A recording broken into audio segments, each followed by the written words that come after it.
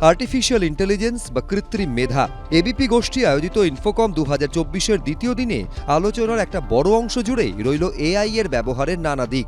প্রতিদিনের জীবনে এআই প্রযুক্তি থেকে এআই এর যুগে সাইবার নিরাপত্তা, স্থায়ী উন্নয়নের ক্ষেত্রে আর্টিফিশিয়াল ইন্টেলিজেন্সের কী ভূমিকা উঠে এলো শুক্রবারের আলোচনায়। AI technologies are incredibly powerful and harnessed appropriately and aimed at the right things, such as science. They stand to help us solve some of the greatest challenges we have.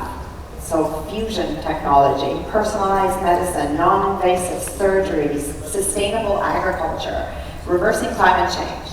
Perhaps we will someday also have robots that can empty dishwashers. That will be helpful for me. And a colleague called Rachel Colescott, she says, let's make AI work for 8 billion people rather than 8 billionaires. আমাদের দৈনন্দিন জীবনের প্রত্যেকটি অঙ্গে অঙ্গে এখন artificial intelligence ঢুকে পড়ছে, সেই জন্য আমরা এটাকে একটা ফোকাস থিম হিসেবে রেখেছি, যাতে এটার যে পুরো ইম্প্যাক্টটা আমাদের কিভাবে এবং কতটা পড়তে পারে এবং তার কি কি সাইড এফেক্ট হতে পারে বা কীভাবে আমরা তার জন্য প্রস্তুতি নিতে পারি, এই ব্যাপারগুলো আরও ভালোভাবে বোঝার জন্য আজকে এটার উপরে ফোকাস।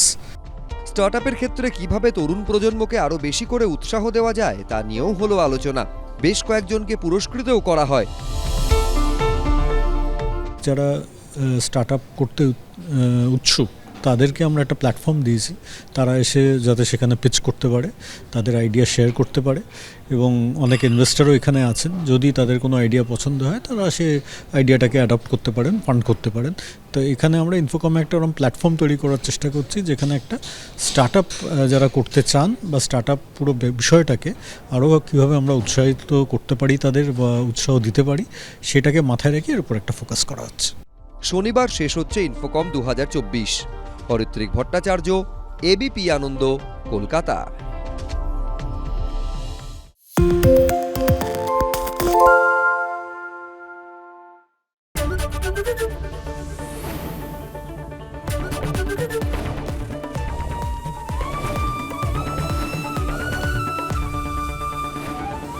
এবিপি আনন্দ, এগিয়ে থাকে, এগিয়ে রাখে।